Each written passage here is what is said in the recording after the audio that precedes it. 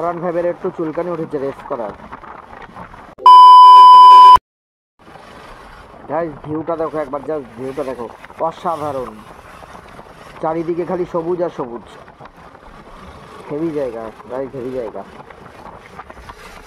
But যাচ্ছি, R15 এর একটু চুলকানি উঠেছে রেস করার, ঠিক আছে।